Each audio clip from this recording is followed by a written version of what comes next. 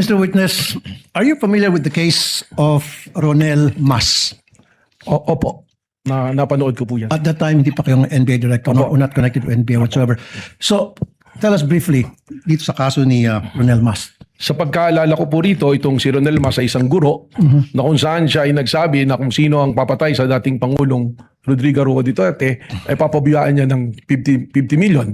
At sa pagkakaalala ko po, ang National Bureau of Investigation rin po ang tumugis at tumuli sa kanya, particularly po ang aming pong opisina sa Region 1. At siya po ay kinasuhan po ng pagbabanta at itinuring po na ang threat niya isang malaking threat po. Hindi lamang sa dating Pangulo kundi po sa ating pong national security. In other words, pinalin siya ng case ng inciting to sedition. And he was arrested warrantless. It was a warrantless arrest, right? Tama po. Okay, so isang guro nagbanta sa dating Pangulo, agad-agad inaresto ng walang warrant. Now, itong yung VP Sara, si Vice President Sara Duterte, na nagbanta rin kay Pangulong Duterte, kay Pangulong Marcos. Anong difference ng dalawa? Well, ang pagkakaiba po nila, itong si Rene Mas ay isang guro, si Vice President, isa naman pong Vice President, at siguro po ito ang naging konsiderasyon kung bakit hindi siya inaresto agad. So, ibig sabihin ng NBI pala ay tumitingin sa tinatawag na special treatment. I cannot So, ibig speak. sabihin hindi pala patong sa NBI. Bakit nung panahon ni Pangulong Duterte, isang guro na nagsabi may patong sa ulo ng 50 million si dating Pangulong Duterte, kung sino man makapagpapatay sa kanya, agad-agad inaresto na walang warrant for arrest. And then ito naman si VP Sara, na sabi nyo, allegedly nagbigay ng death threat against President Marcos at hindi inaresto. I cannot speak for the NBI at that time, Your Honor, sapagkat yung mga pangyayari pong yan, wala naman ako sa NBI pa po. Subalit, ang ngari ko pong ibahagi sa inyo, ipamarapatin po ninyo, yun na nga pong aking pakikipagtalastasan sa aming pong mga foreign counterparts na aking din napag-aralan at sinasabi nila na sa kanilang jurisdiction, kung merong isang pagbabanta na ginawa ng Vice Presidente, ay maaaring agad na ikulong at matanggal kaagad po sa pwesto. Pero again, respectfully, I cannot speak for the NBI noon po at saka yung pangyayari po noon po. Okay, ano ibig sabihin po ni, para sa inyo, Mayor Baste, nung sinabi niya sa isang Rage Coalition gathering, isang ulo lang naman ang kailangan namin at ang ulo ni BBM or Bongbong Marcos. What does it mean to you? Well, gaya po ng aking naging testimonya, itrinato po namin ito na isang threat sa isang banta sa ating Pangulo that transcends also to a threat to our national security. So is it the same as saying may patong sa ulo ang isang tao, like a reward, whoever can capture this person, dead or alive or something to that effect?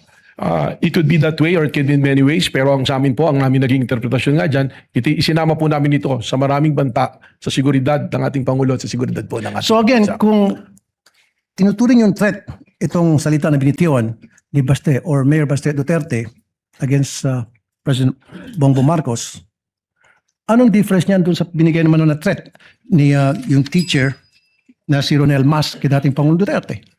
Yung pong naging banta ni Mayor Basti Duterte ay ipinasok po natin sa mas maaba pang pagsusuri, kaya po isinama natin dito po doon ating continuing threat assessment po. So why was he not arrested? Tulad na nangyari sa teacher na si Ronel Mas. Ang warrantless arrest po kasi, kagaya na nangyari kay Ronel Mas dahil naging warrantless of arrest, siya po ay na-dismiss ang kaso. So yan din po yung iniingatan namin na kung kami ay gagawa ng warrantless arrest, ay maaari pong ma-dismiss ang kaso. Ngayon po, kasama po yan sa case build-up namin na maaaring magdulot po ng pagpapail po ng nararapat po na kaso. Thank you, Mr. Witness. Thank you, Senator Judge Raffy Tulfo. Senator Judge Risa Ontiveros is recognized. You may proceed, ma'am, when you're ready, and you have 2 minutes.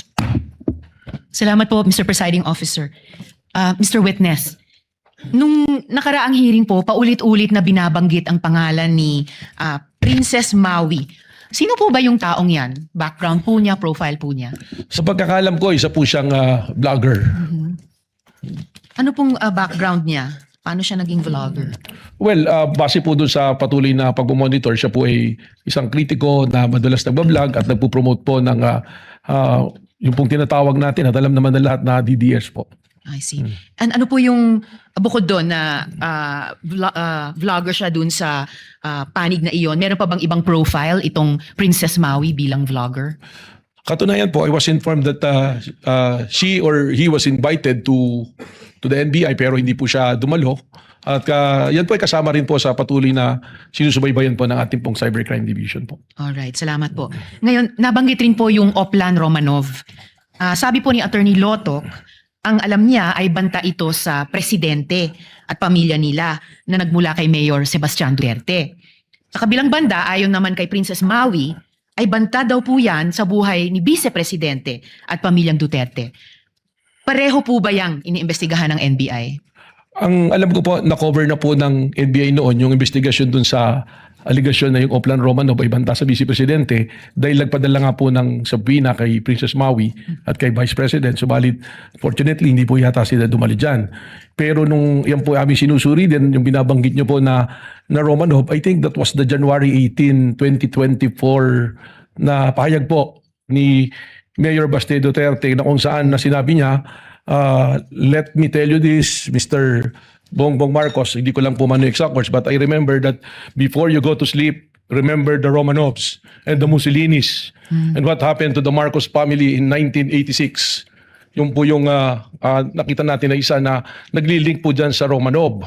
Kaya recently, narinig ko rin po yung dating director na sinasabi niya ng Oplan Romanov, ay tunay na banta sa pamilya ng mga Marcoses at hindi po kay Vice President Sara Duterte. So, base po sa investigasyon ng NBI, ang Oplan Romanov po ba ay banta nga sa buhay ng presidente o sa buhay ng Vice Presidente? Your Honor, yan po ay kasama pa rin sa aming tinutukoy po ngayon. Kaya po meron kaming task force, kasama po yan sa aming continuing na surveillance at active investigation po. Alright. May actionable intelligence po ba ang NBI na posibleng patuloy pa rin ang panganib sa buhay ng presidente dun sa linyang iyon ng investigasyon? Tama po yan. Sapagkat binanggit ko nga po kanina yung ginagamit sa National Threat Assessment Center po ng Secret Service ng Amerika, ay pumapasok po doon yung mga obserbasyon na yan. At katunayan po, lalo pang lumawig o lumawak yung mga banta sa presidente, namin pong namomonitor. Pati po mga ordinaryong tao ngayon, ay napakadali po na magbigay ng banta. At para sa amin po, hindi lang naman po yung banta sa ating Pangulo ang aming binabantayan, kundi yung pong bantayan natin ang kaligtasan ng ating mga kababayan at isiguraduhin natin na ang democratic process po ay umiiral sa atin base sa ating pong konstitusyon po. At sa kabilang banda naman po, may actionable intelligence din po ba ang NBI na may totoong banta sa buhay naman ng Vice Presidente? Sa ngayon po, hindi po namin tinitingnan kung totoo may actionable intel. Pero base po sa aming mandato, kasama po sa mandato namin na proteksyonan po ang seguridad ng Pangulo, ng Vice Presidente, ng Senate President, ng Speaker of the House at Chief Justice. Kaya kung wala man pong task force, tuloy-tuloy naman po ang aming pong pagpamonitor dito. Pero sa ngayon, kung isusuma po natin, may actionable intelligence na may patuloy na panganib sa buhay ng presidente, pero wala pang actionable intelligence na may banta din naman sa buhay ng Vice Presidente. Malinaw po yun sapagkat lumabas lang naman po yun doon sa sinasabi nitong si Princess Maui. Salamat po, Mr. Witness. Salamat po, Mr. Presiding Officer. Thank you, Senator Judge Rizon Tiveros. Next to interject and make his interventions would be our Senate President, Sherwin Gatchalian. He is recognized. You have 2 minutes, sir. You may proceed when you're ready. Maraming salamat, Mr. Presiding Officer. Tama po ba, Director Matibag, na after 1 year and 8 months, wala pang nakikita ang NBI na nakontratang papatay? Wala po pong specific na personalidad. Wala pang specific na nakikita. Apo. Pero kanina narinig ko sa inyong testimonya na may sinabi kayong hindi banta, kundi isang plano talaga. So may plano. Yun po ang base sa mismong pahayag ng ating pong Vice Presidente na siya ay may kinausap at yung kinausap niya ay pumayag para patayin po ang mga taong nabanggit. Para sa akin po, this is actually a public confession na dahil sa sinabi niyang ito, nalagay po sa alanganin hindi lamang po ang seguridad ng Presidente kundi po ang ating pambansang seguridad. Sino ang kaplano niya? Kung magpaplano, obviously may kasama siya sa pagpaplano. Sino na ang natukoy ng NBI na kasama sa pagpaplano? Yan na po yung binabanggit namin na persons of interest based on the open source intel and the human intel po na ibinabato po sa amin. Na yan po ay reported po sa atin ng ating pong task force na itinayo po. Itong persons of interest kasama sa pagpaplano at inamin sa inyo na merong pagpaplanong ginagawa para pumatay. Meron po silang impormasyon na magtuturo po dito sa pagpaplanong. ito Hindi po. sila yung kasama sa pagpaplanong pumatay. Sa ngayon po, Magtuturo lang sila. doon po sa iba persons of interest, meron po kami kinukonsidera doon na maaaring siya po ang kausap mismo ng Vice Yan anong Presidente. ebidensya ang magpapatunay na kasama siya sa pagpaplano o kaya niyang ituro yung pagpaplano? Yan po ang ating kukunin na impormasyon pa sa ating pong mga persons of interest, na ating pong sinusurveillance. Katunayan po as we speak, tuloy-tuloy po yung ating pakikipag-usap. Pati po doon sa mga malalapit sa taong aking pong binabanggit. Okay, Na so persons of tuloy-tuloy pa interest. ngayon ang inyong investigation. Tama po. Ngayon, nakita ko na bumuo kayo ng task force. No? Ang task force, temporary in nature lang yan, di ba? Kailan matatapos ang inyong investigasyon? Dahil nga nasabi ko, 1 year and 8 months na ito. Ngayon may bagong task force. So kailan matatapos itong investigation? Ito po ay matatapos finally pag atin pong na-locate specifically ang taong kausap ng Vice Presidente. At ito naman pong task force, bukod po sa seguridad ng Presidente, we are also guarding po na walang gulo, na yung pong mga destabilization ay atin din pong Hindi, pero mabantayan. kailan matatapos yung investigation para matukoy kung sino yung nakontrata? Only in the time po na atin pong matukoy na finally yung ating pong... Kailan ngayon? Do you have a time I can- frame? I cannot- Base doon sa pag-uusap nyo dito sa persons of interest nyo, kailan? Kasi like I said, no, November of 2024 to, may bagong task force ngayon. But in your opinion, no, gusto ko kasi malaman, malapit na ba o malayo pa? I cannot give the exact time, but the task force was established on April 16 and it's doing a great progress po. So sa palagay ko po, malapit na rin natin itong mahanap itong taong ating po Can you give tinutukoy. me an explanation on yung great, quote-unquote, great progress? Marami pong report na pumasok po sa atin at may mga pangalan po talaga na na-identify natin pong pinupuntahan po.